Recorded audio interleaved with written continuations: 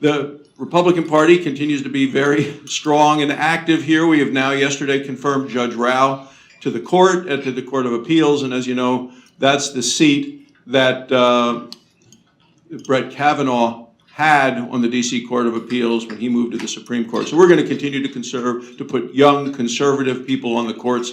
That's the biggest impact that any president can have, is to fill judiciary vacancies. We're going to continue to do that at a rate. We're dealing with historic obstruction, likely have to change the rules of the Senate in terms of the time needed between the nomination and getting them confirmed on the floor, because the Democrats have been dragging it out. You can get down about 4 nominations a week. Somebody that works on the Hill a long time said, well, why don't you make them stay over the weekend and all this? Because they have the number of hours that is allowed by rule is that even if you start at 8 o'clock on a Monday morning and you force the issue all the time, by the next Monday morning at 8 o'clock you get 4 done. So what Chuck Schumer does is he says, okay, we'll give you 4 and we'll be done by Thursday afternoon at 1:45. So you can't get any more unless you actually change the rules. We've been working for about a year to make sure we could get the number of votes that we needed.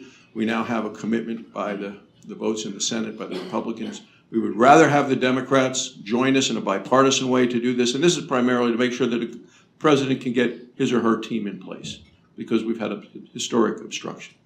Other issues right now, it's hard to believe that the presidential race is already in full speed with Democrats who are all running. We have today, and Rick had asked about this, the resolution of disapproval of the president's border security issue. I'm going to support the president. The great majority of Republicans are, some are not. The numbers are such that and I was with the president yesterday at the White House talking about this. He knows what's going to happen, and he's going to veto, and the veto is going to be sustained in the House, and he's going to continue to focus on the issues of border security. Some of our members who have concerns about constitutionality of it, and they read the law one way, others don't like the emergency law as written. So we'll change that law. That's okay. I think that the president does have too many powers in the 3 branches of government, but that's a different discussion. And to me, the discussion today is about border security, and I support the president. The great majority of us will.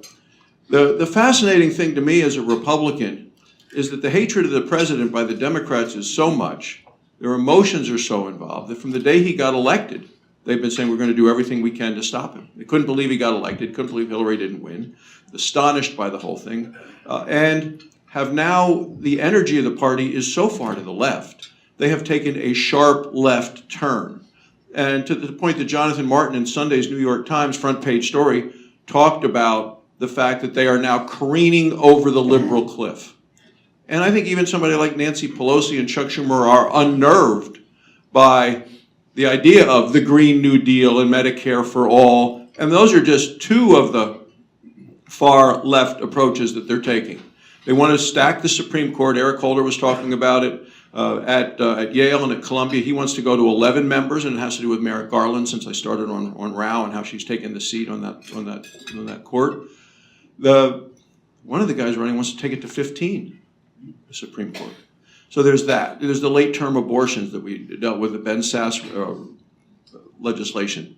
Every one of the Democrats voted essentially for infanticide. You cannot believe how far left they are heading. And, and it's taxing not just income, but taxing assets that folks have, and go at it every year.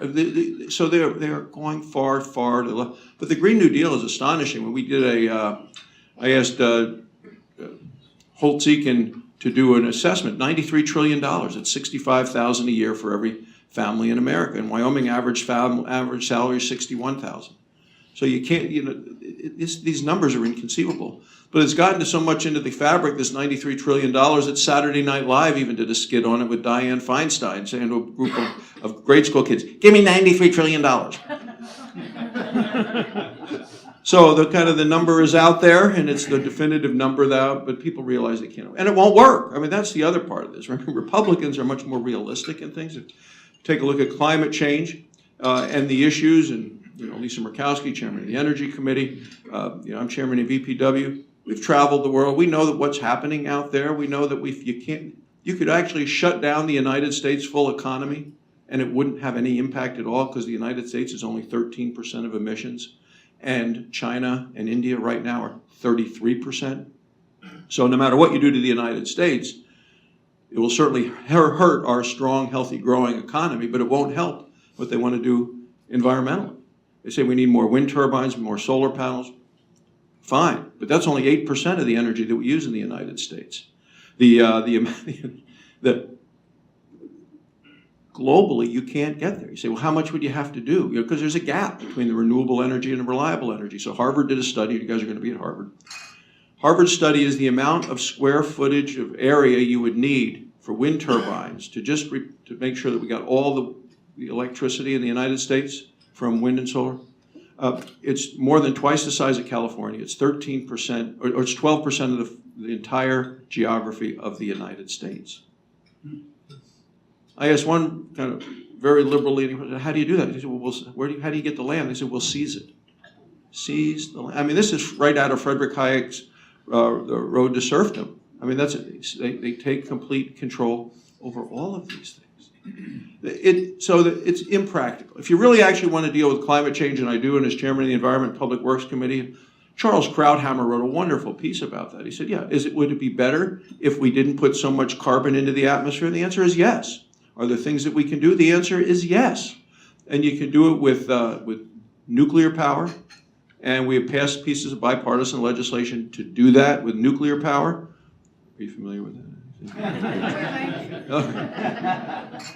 And I wrote an op-ed in the New York Times to that effect, and that same day I heard from Bill Gates, who's working on this, the advanced nuclear reactors, which are smaller, felt to be safer, they're stackable, and it's something that can work worldwide.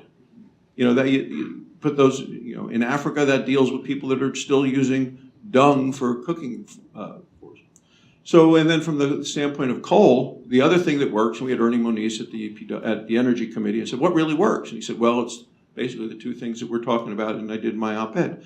With regard to coal, it's actually capturing carbon and using it in a productive way.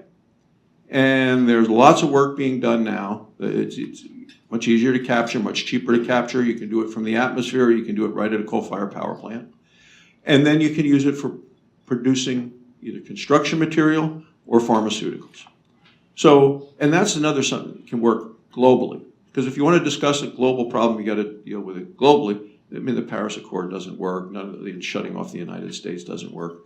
If you really want to address it, we can do that. And there's actually bipartisan solutions that work on this. So I know you wanted me to take a bunch of questions, which I'm happy to do, but I just wanted to talk about where we are in terms of the committee that I chair, in terms of that information, in terms of the vote that's going to be today, that the president is looking, he is absolutely ready to veto, and the veto will be sustained. Thank you, sir. Thank you.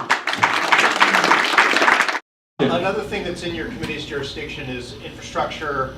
The president has said wants to do the USMCA, which will start over here in the House, but what do you think the prospects are for infrastructure in the United States Senate? What do you see your role being in the committee? Yeah, well, we did water infrastructure the last 2 years, the biggest water infrastructure bill in a long, long time. We're going to do surface infrastructure, roads, bridges. That's coming up now. Meeting regularly, met with DeFazio on the House side, as well as so he's the chairman of the committee there. Carper and I are working closely. We've talked to every member of the committee what their needs are. We now have an outreach to every member of the Senate what the needs are in their own communities. So we're going to do a major transportation bill. We're looking 5 or 6 years, and that'll be.